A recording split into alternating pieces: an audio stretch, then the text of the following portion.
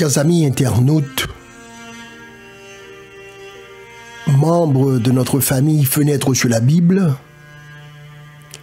votre serviteur Gary Guillotot vous salue dans le nom précieux de notre Seigneur et Sauveur Jésus-Christ. Et nous profitons du même coup pour vous souhaiter une cordiale bienvenue sur notre plateforme Fenêtre sur la Bible. Nous voulons espérer que jusqu'à présent vous vous portez très bien par la grâce de Dieu. Et déjà s'ouvre devant nous le dernier mois de l'année 2024, le mois de décembre. Nous disons bienvenue au mois de décembre. Et nous voulons remettre ce nouveau mois entre les mains du Seigneur, le dernier mois de l'année 2024. Et nous sommes capables de répéter après la parole du Seigneur, côté il dit que jusqu'ici, l'Éternel nous a secourus. Frères et sœurs, je suis là pour vous dire que le même Dieu qui a pris soin de vous pendant les 11 mois de l'année, il n'a pas changé, il est le même. Et en ce dernier mois de l'année 2024, rassurez-vous, et ayez confiance en Dieu que le même Dieu qui vous a conduit de janvier jusqu'à novembre, il est le même hier, aujourd'hui et demain. Et c'est lui qui vous conduira également au cours de ce mois de décembre 2024. Donc d'ores et déjà, dans Fenêtre sur la Bible, nous vous souhaitons un bon mois de décembre.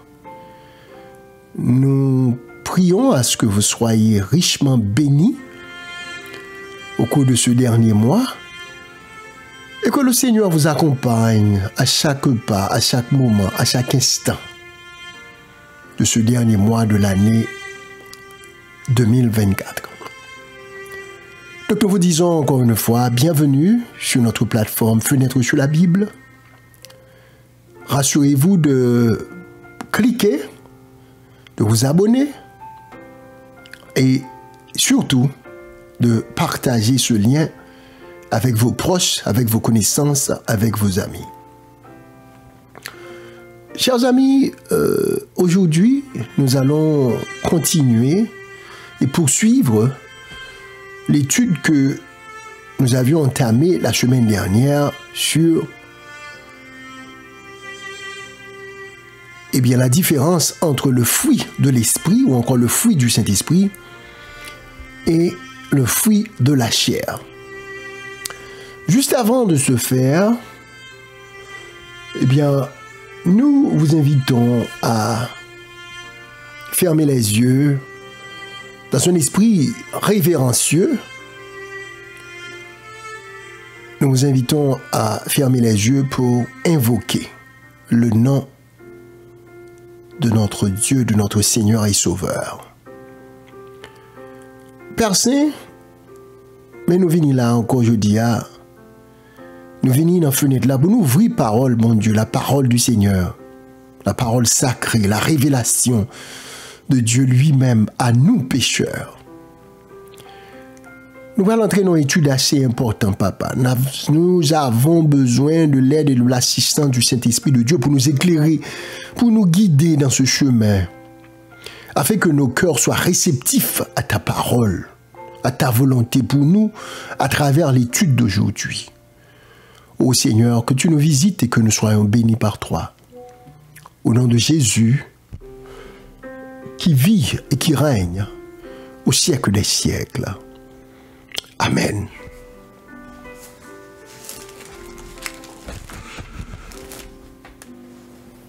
Nous avons aimé commencer Fenêtre la Jodia pour faire suite à la semaine dernière. Dans un entretien que Jésus a gagné avec Nicodème. Un entretien que Jésus a gagné avec Nicodème que nous trouvons dans Jean, le chapitre 3.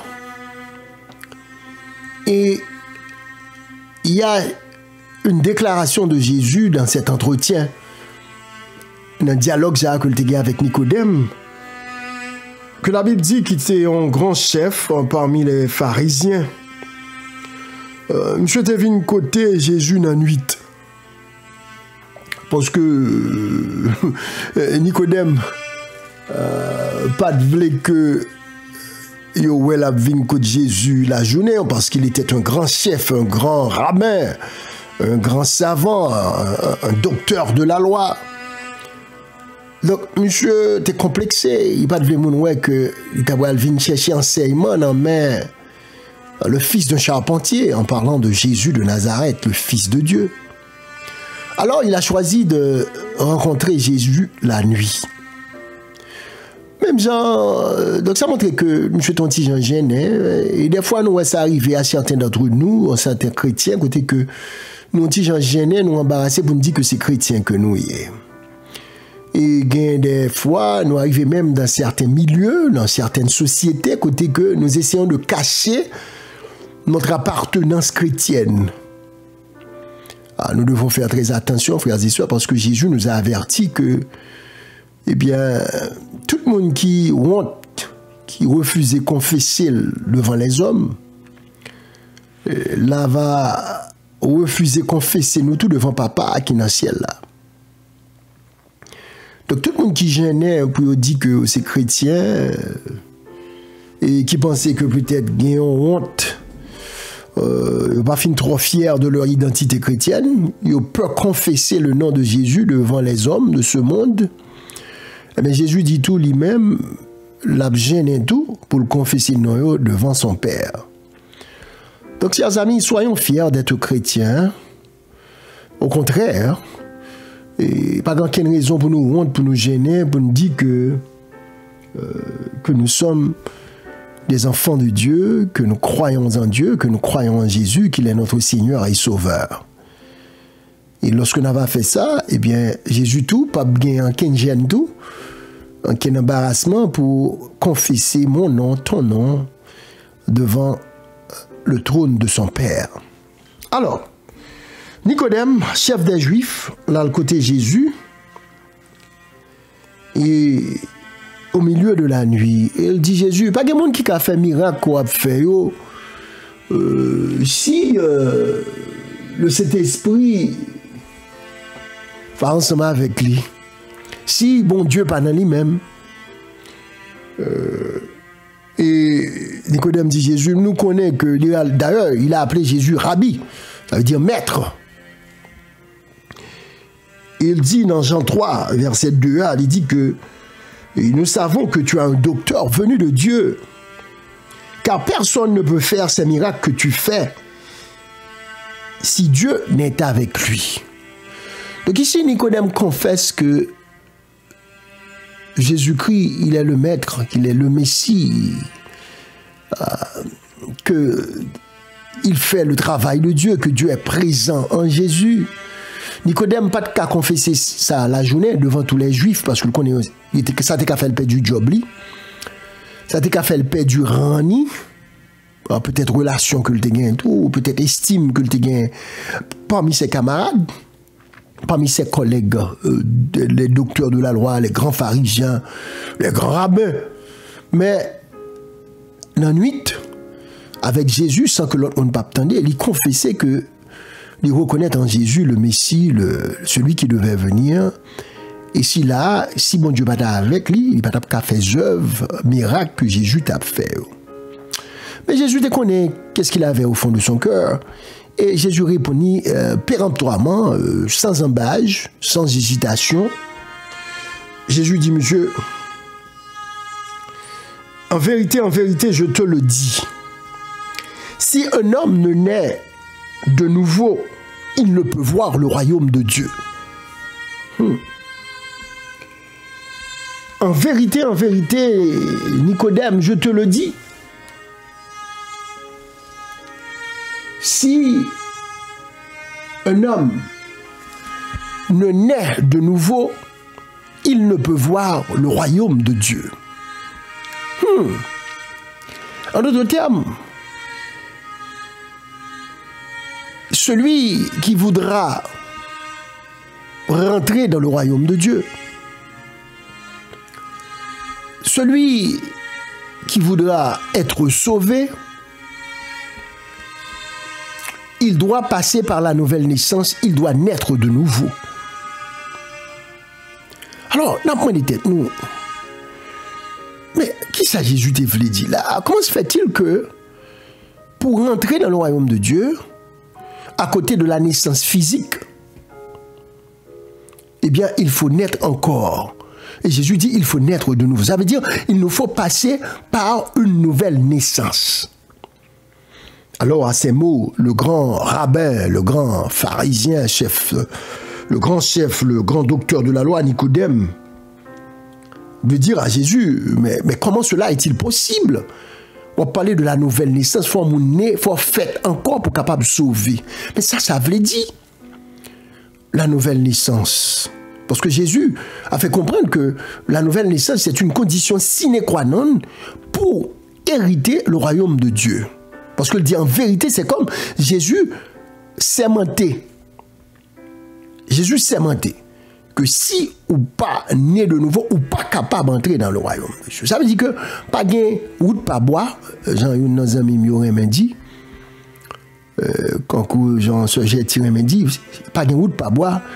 Pour entrer dans le royaume, il faut naître de nouveau. Alors Nicodème, peut-être à tort ou à raison, dit alors à Jésus, au verset 4 de Jean 3, comment un homme peut-il naître quand il est vieux? Peut-il entrer dans le sein de sa mère et naître?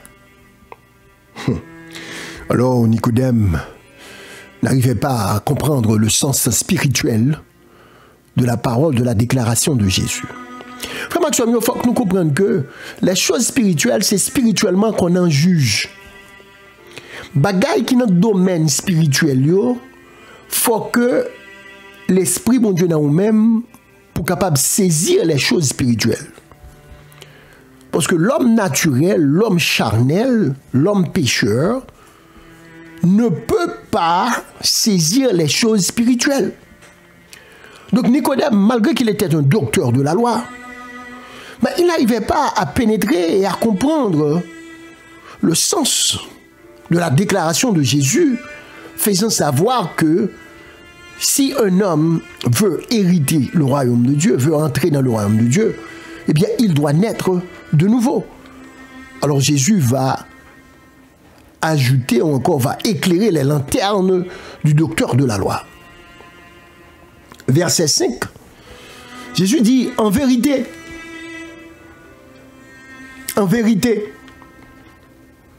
je te le dis,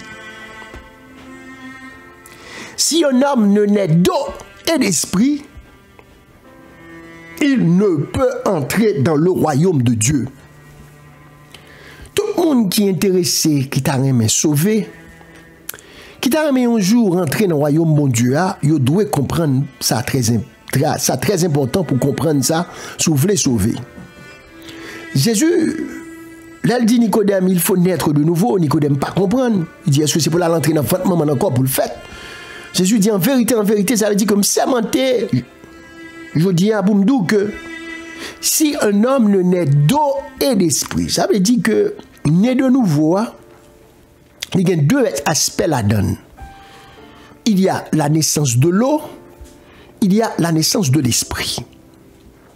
Donc, si l'homme pécheur n'a pas passé par ces deux phénomènes spirituels, par ces deux naissances spirituelles, si ça fait Jésus parler de naître de nouveau, c'est-à-dire une nouvelle naissance, mais ici Jésus parle de la naissance de l'eau et de la naissance de l'esprit, il dit en vérité, si on n'a pas rempli conditions ça, on n'est pas capable de rentrer dans le royaume de Dieu.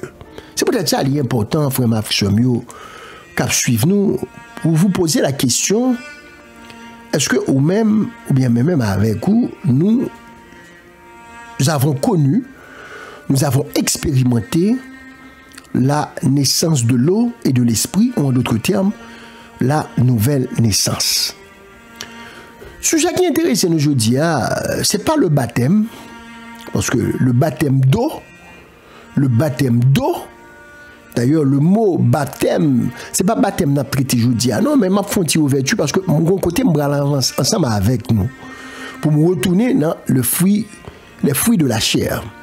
Mon côté me avec tout, mais me servi avec rencontre ça comme introduction à étude nous aujourd'hui. So, bear with me, mon côté m'a mené nous. Si quelqu'un ne naît d'eau et d'esprit, le baptême d'eau, ou encore qui sont symboles de nouvelle naissance, on a étudié le baptême, c'est lorsque l'individu qui a accepté, la personne qui a accepté Jésus comme son sauveur personnel, eh bien, il recevra le baptême. Même Jean Jésus t'a dit, allez par tout le monde, faites des nations des disciples, les baptisant au nom du Père, du Fils et du Saint-Esprit. Ce baptême dans lui-même vient du mot grec baptizo, qui signifie immerger, c'est-à-dire plonger sous l'eau. Donc, lorsque quelqu'un reçoit le baptême chrétien, le baptême biblique, pas vrai? Comme un signe d'engagement, un signe qu'on accepte Jésus comme votre sauveur personnel, un signe d'une nouvelle naissance, de nouveaux chapitres dans ta vie, qu'on tourne une nouvelle page dans la vie, eh bien, le baptême, c'est un symbole de mort et de résurrection. Parce que lorsqu'on plonge la personne dans l'eau, il faut que la personne soit complètement immergée dans l'eau. Parce que baptême vient du mot grec baptizo qui signifie immerger, c'est-à-dire plonger totalement sous l'eau. Et c'est comme si ils ont enterré où, et puis ils ont levé où, et puis ils ont levé où en nouveauté de vie. C'est un symbole d'une nouvelle vie, symbole d'une nouvelle naissance, comme Jésus l'avait bien expliqué à Nicodème. Si quelqu'un ne naît d'eau et d'esprit. Maintenant, Jésus a voulu faire comprendre à Nicodème que le baptême d'eau ne suffisait pas pour entrer dans le royaume. Le baptême d'eau, c'est première partie de la nouvelle naissance. Mais la partie la plus importante de la nouvelle naissance, c'est quand on est né de l'esprit. Ah, quand on est né de l'esprit. Si nous allons un petit peu plus bas dans le texte, dans Jean 3, verset 6, eh bien, Jean 3, verset 6, Jésus dit Nicodème, ce qui est né de la chair est chair, et ce qui est né de l'esprit est esprit. Vous avez aimé que on prend ça pour comprendre très bien et analyse que nous avons fait à partir des déclarations de Jésus. Premier bagage, Jésus dit Nicodème, pour nous sauver, il faut qu'on ait de nouveau. C'est-à-dire la naissance physique ne suffit pas. Il faut connaître une nouvelle naissance. Nouvelle naissance là, c'est la nouvelle naissance, c'est le baptême d'eau et d'esprit.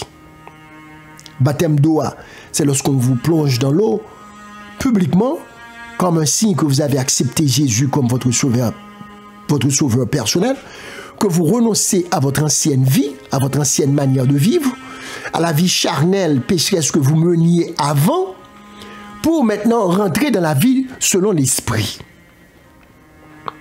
C'est ça fait Jésus dit, Nicodème, ce qui est né de la chair est chair, ce qui est né de l'esprit est esprit. Donc, quand on n'a pas encore reçu Jésus dans sa vie, lorsqu'on peut gagner Jésus dans la vie, eh bien, votre naissance est une naissance charnelle.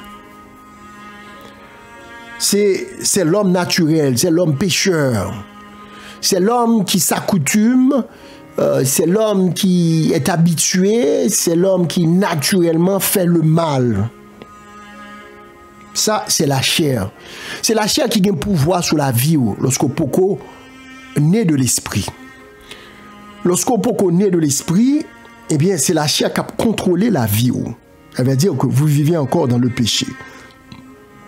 Ou encore péché a un gros pouvoir sur la vie, ou l'a commandé, l'a contrôlé la vie. C'est ça que nous t'ai lu. Nous t'ai vu la semaine dernière là. Maintenant, on nous retourne dans le texte Galates 5, nous. Galates 5, nous avons retourné dans le texte Galates, nous. Et nous avons parlé à partir du verset 16, Galates 5, verset 16. Paul qui t'a parlé au Galates, il dit, je dis donc, marchez selon l'esprit et vous n'accomplirez pas les désirs de la chair. la parole de Dieu, par l'intermédiaire de l'apôtre Paul, quand il s'adressait aux Galates, il dit, marchez selon l'esprit, et vous n'accomplirez pas les désirs de la chair. Pas oublier, Jésus t'a dit que il faut naître d'eau et d'esprit. Maintenant, lorsque vous êtes né d'esprit, ou encore l'esprit de Dieu habite en vous, ça qui passe, ou ne pas vivre pour satisfaire les désirs de la chair, mais ou venez l'autre attitude parce que vous faites de nouveau, ou venez à vivre pour satisfaire le désir de l'esprit. C'est ça qui fait que Paul dit marcher selon l'esprit. Donc non seulement qu'on reçoit le baptême, on devient chrétien, on accepte Jésus comme son sauveur personnel, on reçoit le baptême d'eau, mais ça qui est plus important, c'est le baptême du Saint-Esprit.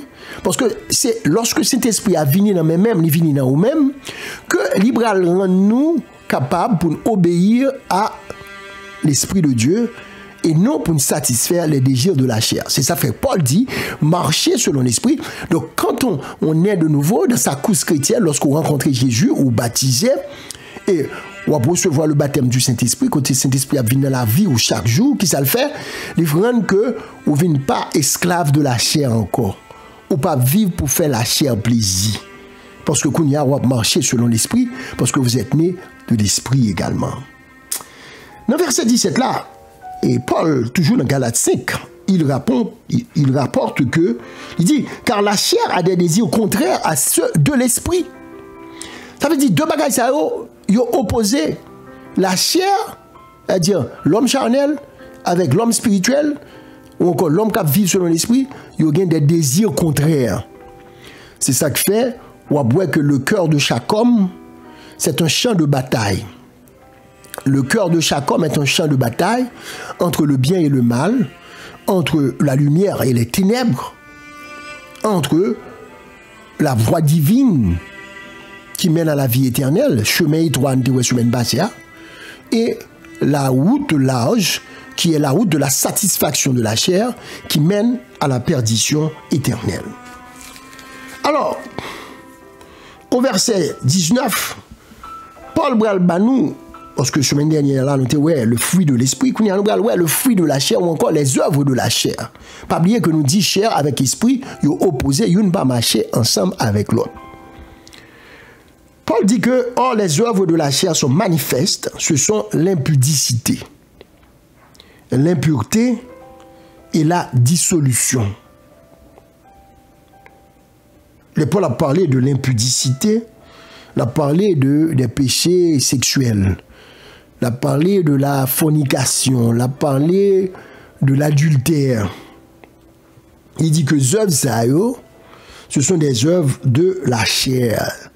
C'est-à-dire, c'est quand la chair prend le dessus dans nos cœurs, quand la chair prend le dessus dans nos vies, eh bien, bagay ça il vient un mode de vie pour nous, côté que nous nous livrons à l'impudicité et au péché sexuel, à l'impureté, à la dissolution, c'est-à-dire que nous vivons dans le désordre, dans le débandage, nous, grand monde, nous faisons ça, nous voulons, nous vivons Jean, nous voulons, et nous livrons à la chair, côté que nous avons course effrénée de la satisfaction des désirs charnels.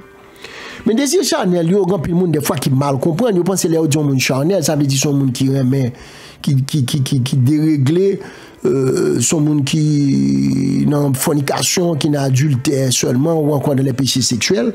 C'est pas ça seulement qui la chair là, mais la chair aussi une l'idolâtrie. Ça, sont œuvres de la chair, l'idolâtrie. C'est-à-dire qu'on ne va pas adorer le faux Dieu au lieu que on baille bon Dieu première place dans la vie. Tout ça qu'on baille plus important que bon Dieu, dit tout non idole pour. Donc, toute forme d'idolâtrie est un péché. Toute forme d'idolâtrie est une manifestation de la puissance de la chair. La magie. Monde qui a tendance pour tic crack. Ils font sortir pour eux, même si ce n'est pas eux calé, ils vont encore Haïti ou bien ils vont font sortir pour eux. Monde qui livrent à la magie ou encore à des pratiques magiques, ce sont des manifestations des œuvres de la chair d'après l'autorité de la parole de Dieu. C'est pas frère Gary, c'est plutôt la parole de Dieu trouvée dans Galates 5, verset 20. L'idolâtrie, la magie, les inimitiés, les querelles, les jalousies, mes amis, les animosités, les disputes, les divisions et les sectes. Voilà une manifestation puissante de la chair. De pour que au monde des tendances ou toujours à animer zizani querelle dans mitan moun pas bien yon avec l'autre et pour un cœur une jalousie qui traverse jalousie contre frère jalousie contre sœur ou un moun gagné par contre qui misère ou t'es passé pour gagner pour arriver côté arriver ou c'est où pour t'es là ou un moun gagné belle ti madame ni belle ti mari li la vivre bien ou senti que c'est où pour t'es là. Eh bien, ce sont des manifestations de la chair. Ce sont des œuvres de la chair. Division, des pour mon cap semer division dans mitan moun, quel qu'on soit au niveau, eh bien, ce sont des manifestations de la chair. Ça veut dire que ou poko converti vrai. Parce que la chair et l'esprit ont des désirs contraires. C'est ça que nous disons tout à l'heure. C'est pas ça seulement qui constitue les fruits de la chair. Il y a l'envie, je vais t'expliquer ça là, jalousie, l'ivrognerie, les gens qui se lèvent, qui se livrent aux excès de l'alcool, des ivrognes, monde qui quittent la drogue, la jalousie, avec la drogue, l'alcool, prend contrôle la vie. Ce sont des manifestations de la chair. Les excès de table, frères et sœurs. Les excès de table. Ça veut dire que ou manger plus que ou t'as supposé manger, ou manger de façon déraisonnable, eh bien c'est une faiblesse qui traduit que vous êtes encore sous la puissance de la chair. C'est ça fait les bon pour nous faire la Bible. Et c'est ça que dans la fenêtre sur la Bible, on a essayé de faire pour être capable d'aider-nous à comprendre la parole de Dieu, frères et sœurs. Donc, tout le bagage que nous sommes cités là, la Bible considère comme étant quoi?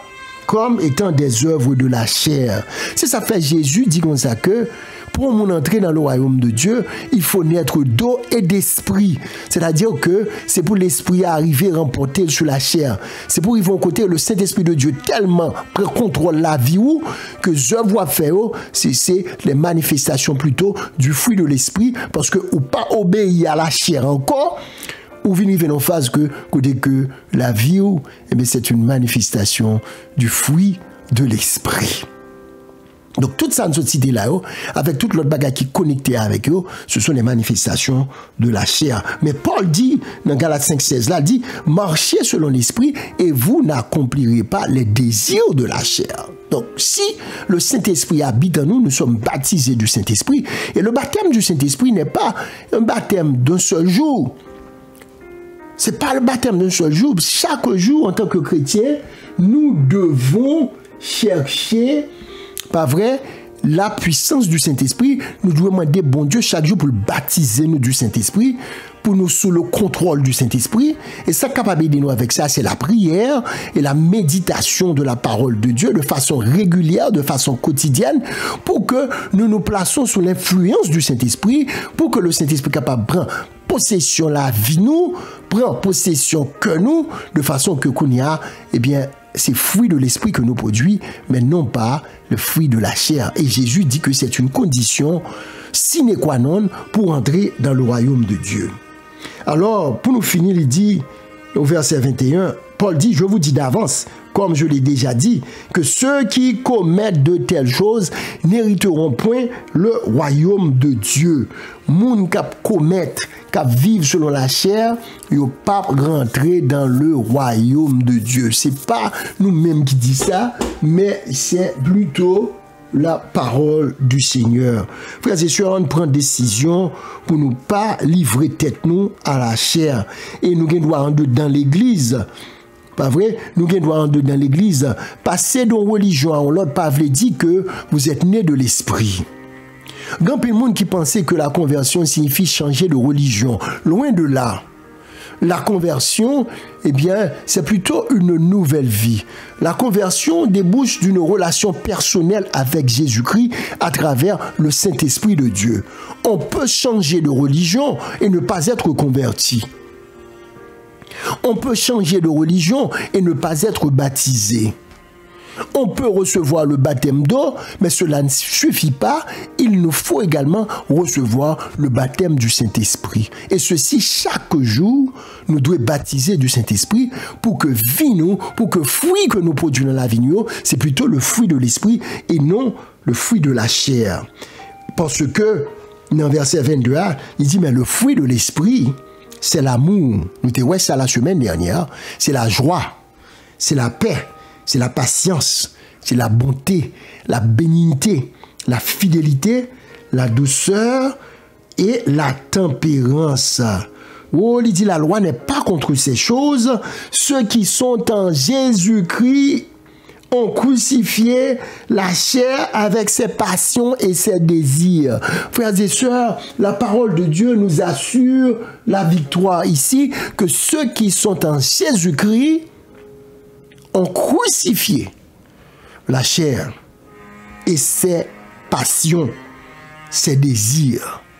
Mes amis, c'est pas nous qui dit ça, c'est parole là qui dit. Le monde qui est en Jésus-Christ, il a crucifié, il a mis fin, il a crucifié les passions de la chair et les désirs de la chair. En d'autres termes, les passions de la chair, les désirs de la chair n'ont plus de pouvoir sur eux. Si nous regardons nous que les passions de la chair, les désirs de la chair ont pouvoir sur la vie nous toujours, eh bien, c'est pour nous chercher la face de Dieu, c'est pour nous jeûner, c'est pour nous prier, c'est pour nous réaliser que nous avons besoin de connaître la nouvelle naissance par l'Esprit, la nouvelle vie que seul l'Esprit de Dieu peut nous communiquer. Comme il est dit dans 1 Corinthiens 9, 17, il dit que, eh bien, si quelqu'un est en Christ, il est une nouvelle créature, les choses anciennes sont passées, et voici toutes choses sont devenues nouvelles. Au verset 25, Paul dit, si nous vivons par l'Esprit, marchons aussi selon l'Esprit. Seigneur, nous disons merci, Papa, pour belle parole, ça, yo. Parole importante, ça, yo. Côté voulez attirer attention nous sur aujourd'hui. Nous demandons, Papa, pour capable aider nous, Seigneur, pour nous capable expérimenter la nouvelle naissance dans sa totalité. À savoir non seulement à recevoir le baptême d'eau, mais surtout, Seigneur, ce qui est le plus important, pour que chaque jour nous soyons baptisés de l'Esprit, afin que nous vivions non pour satisfaire les désirs de la chair et ses passions, mais plutôt ceux de l'Esprit. Aide-nous donc à marcher selon l'Esprit de Dieu, de façon que vie nous capable de produire le fruit de l'Esprit à la gloire de Dieu. Et que tout côté que nous passons, nous sommes capables de rendre témoignage que nous sommes des gens réellement convertis et que nous sommes des vrais enfants de Dieu, le sel de la terre, la lumière du monde. Au nom de Jésus, nous te prions, Seigneur. Amen. Amen. Chers amis, nous vous remercions encore une fois. Nous nous excusons pour les 3 minutes que nous avons pris de plus aujourd'hui. Mais elle était tellement belle, nous sommes obligés de finir pour ne pas tourner sur eux. Donc, la prochaine fois, on a parlé davantage du baptême. Nous souhaitons que bon Dieu bénisse. Et encore une fois, bon mois de décembre sous le regard de Dieu. C'était avec vous, votre serviteur, frère Gary Kyoto.